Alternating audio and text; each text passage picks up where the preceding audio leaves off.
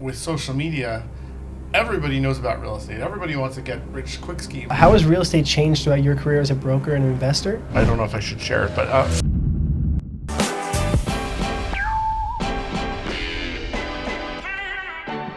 hey guys, welcome back to another episode of the Real Estate Mix. Today, we have one of our younger, up-and-coming, talented agents, Jason Klingler. Welcome to the show. Thank you. I'm excited to be here. Well, I'm excited to have you here. You know, watching you develop over the last few years has been really exciting. You started out with little tiny retail leasing, and now you're got some really big tenants that you're pushing around. So I'm excited. How do you feel? I feel excited for the future, first of all, but I also feel very grateful to have a mentor like you, who basically, held my hand through the whole process and taught me almost everything I know. I'm glad someone feels I taught them something. So awesome. So I put together a couple questions that I want to ask you. Okay. We get to see each other a lot, but I haven't gotten to ask so many questions about, your experience in real estate and your past with it. So I thought it'd be exciting for us to just go through a couple of them. Hit me. Awesome. So let's start off with my first one. What traits and characteristics do you look for in people before recommending real estate as a career path for them? Good question. So it's pretty easy, actually. If you're an outgoing person, if when I shake your hand, you actually look at me in the eyes and give me a firm handshake, and if you remember my name right off the bat, you have possibilities. But after that, follow-up skills. If you remember to call people back, or if you remember to ask questions pertaining to a prior conversation, that's definitely a trait. How you engage in a conversation, if you actually let me talk, and if you listen to what I'm talking about, and if you actually ask questions based on how I talk and what my retorts are, those are all big things that I think identify whether or not you'll be successful in real estate. Awesome. So you're looking for good socializers, people who are, outgoing. Outgoing, people that listen. There's those people out there that just talk and they don't actually care. They say, Jason, how are you? And you're like, you want to say, oh, I'm great, but they don't really care because they just keep talking. So that's not somebody that's going to make a good real estate broker. People have needs, and the only way that you understand what their needs are is if you listen. And if you can't fulfill somebody's needs, you're not going to be able to make any money. Definitely. We always joke around that when agents are on the phone with other agents, they can't stop talking because they spend all their time listening to their clients. So once you give them permission to talk, they're just going forever. Yeah, it's true. And then also sometimes agents like to one-up each other. But listening skills, it's definitely one of the most important traits. Awesome. That brings me to my second question. How has real estate changed throughout your career as a broker and investor? What are a few key differences in the market and the industry that you notice? So I've been doing this for, seems like forever, but at least 20 years. And real estate 20 years ago, I almost feel like it was more of a secret. You didn't hear about it as a kid growing up who, unless you were in that business, you didn't hear about it. So if my dad was a real estate entrepreneur, then of course I would have heard about it. But he wasn't, so I didn't really know about it. I didn't understand it. I had to kind of hear it from when we were looking at a house. I met, or my aunt was a real estate agent, so that was my first experience, and I thought it was cool. So today, with social media, everybody knows about real estate. Everybody wants to get rich quick scheme, and those schemes were there when I was a kid, but real estate really wasn't one of them from what I remember, and no one talked about real estate. It wasn't sexy like it is today. So I think the major change from then to now is that social media has really brought real estate up into the forefront of people's minds. So that's great for people that want to sell stuff, right? But if you're a buyer, that hurts you because now instead of Jason, you being the only one that wants to flip a house, now there's 20 other Jasons, and everybody wants to flip a house because they watched it on TV, flip this house, or they saw it on social media of how you can get rich so quickly. So it's made it harder for investors to actually, for new investors specifically, to buy stuff. So definitely social media made huge changes. it's out there in people's minds, which is different, and much more competition. So a lot of oversaturation in the market now, right? Oversaturation of investors, maybe. So, if there's 100 investors out there chasing 5 deals, so those deals are going to sell for more money. I think it's in that right market, it's better to be a seller than it is to be a buyer. But I think the strong area with that is if you're creative and you can see things that others don't see, that's how you make money, by creating opportunities, by creating value. So you can find that anywhere. You just have to look for it. Awesome, fantastic. Brings me my third question. Tell me about a time that you helped a client that you remember fondly. Like you look back on it and you're like, that was either a good achievement or just somebody that you really enjoyed working with. I have a really funny story, actually. So I don't know if I should share it, but what the hell? So I was 35 years old, and this is a client / tenant, so it's like a mixed story. But I was never like a big partier growing up. I always worked my butt off forever. So as I got older, I started to realize, there's more to life than work. And I had these 2 Greek ladies that were opening a Greek restaurant. And I found them, I put them into the space, and that was a really great experience for me because they were watching them fulfill their dream of opening their first restaurant together was so exciting for me. First of all, the ladies were beautiful Greek ladies, and they were always drinking wine.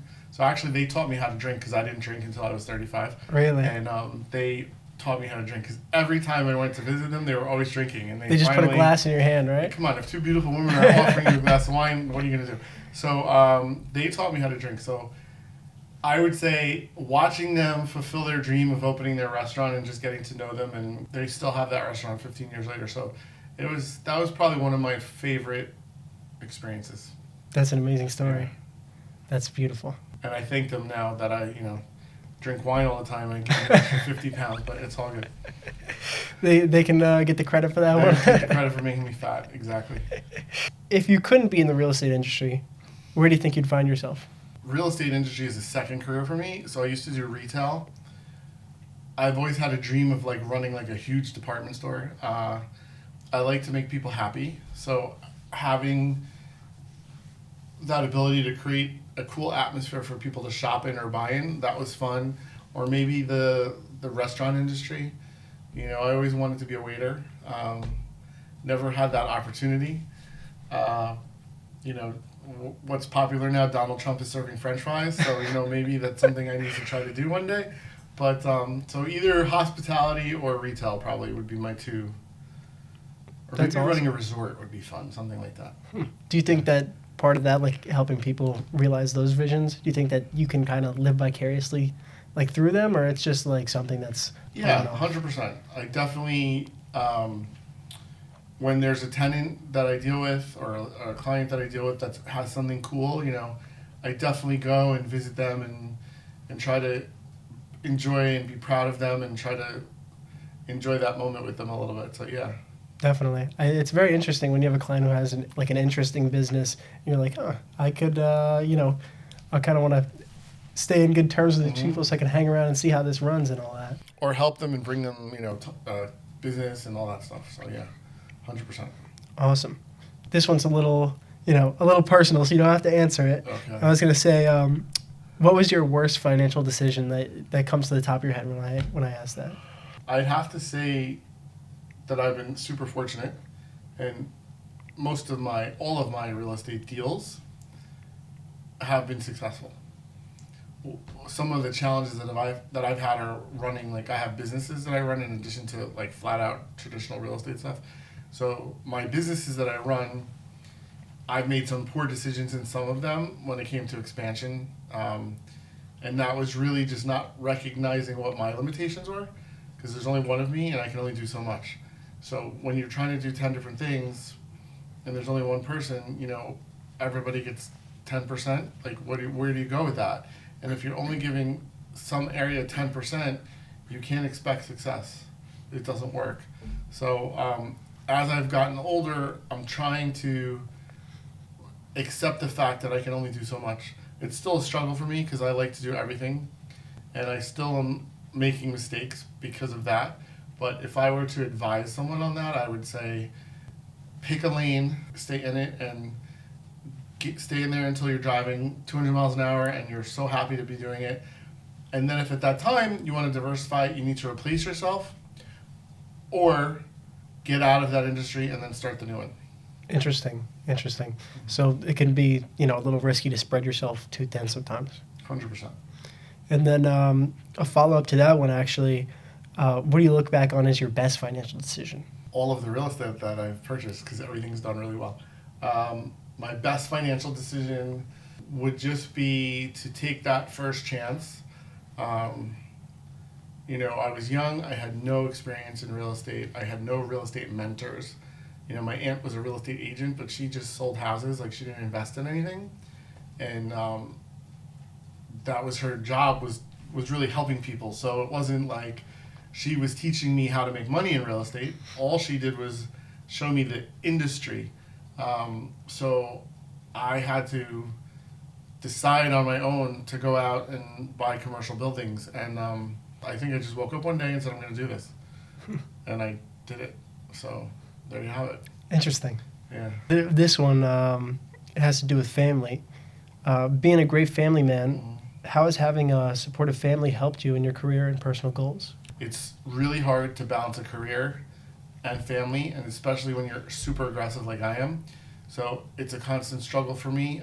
Family always comes first. However, when you run a real estate portfolio or empire or company or whatever, that doesn't stop running. So when there's a crisis at the home, especially if it's not as serious, you can't just stop. If you have 200 people working for you, you can't just turn off and go deal with it. Sometimes you have to struggle and deal with both. So I think that's been the toughest piece, is not being able to be perfect or to be 100% there. So moving forward, I'd say I am trying to be more involved because I've already kind of achieved a certain level to where I'm happy with, even though I still want to go more. I'm trying to put more into family. Definitely. So yeah. It's just it's a little bit of like a juggling role, right? It's a huge juggling role, and I did as I got older find a mentor or two, and those mentors were much older than me, 20, 30 years older, and they had challenging family dynamics, and some had divorces and other issues, and it was because they were all in their business. And it's hard when your mentors are like, you work 24/7, so you work, you're not going to be home for dinner because you're working, and then you have your family that's demanding or wants you home, and you want to be with your family, but when your mentors are telling you like, hey, I didn't have time to do all those things because I was working. So it's a middle ground, and just because your mentor did it one way and was successful that way doesn't mean that you have to do that. But if you don't know better, you have to recognize these things, and you kind of have to make your own way. But family is the most important thing, so you have to just find your own path. Definitely. Then outside of real estate, what do you do for fun, and what do you do to de-stress? I like to hang out with my family and friends for fun. I like to go on adventures. I like to have parties. We're having a party tomorrow night. I think you're going to be there. I'm definitely going to be there. I like to create experiences for people that they don't expect. So, I'll be the first person, dancing on the table with my clothes on. But, just crazy stuff. Like, I like to do different things. I wasn't as adventurous as a kid because I was a little shyer and I worked more. So I'm trying to kind of become more adventurous as I get old. So just do different things. Try not to say no to opportunities. Maybe one day that'll apply to what I eat because I'm very specific. I don't like fish. But it is what it is. So just have fun. You only live once. True story. Yeah, so get up early and have fun. All right. And for somebody like me that's looking to get into investing, hopefully in the near future, we'll see how we do. How would you advise I go about that? And do you think it's the right time for that? It's not about the right time, it's about the right deal. So find the right opportunity and then work on how to make it happen. You can't always get 100% of everything. So maybe your first deal or two, you're partnering with someone to just get your feet wet and get into that opportunity. But there's lots of creative ways to finance projects. You can have seller financing. You can borrow money from friends and family. You can go to a bank. You know, if you have the desire to accomplish something, you can sometimes or usually get there. I'm big on off-market opportunities. I don't wait for something to come on a multiple listing service or to show up in the newspaper. I'm always digging and looking, and most of the deals that I've accomplished have been through digging and looking. And when you're digging and looking, which I've said 3 times now because it's that important, you're going to come across things that other people don't have or haven't seen yet. So you as that first-time person, especially if you're nice and you can show your competency, you know, people will go with it, and you're going to be able to get a better opportunity because no one else has seen it yet, and you don't have to deal with the bidding wars. So save up every penny you can, save it all up until you get there, and just there's no rush. Wait for the right opportunity. If it doesn't feel right, don't do it. Thanks for watching this episode. Now don't forget to like, subscribe, and leave a comment, and we'll see you next time.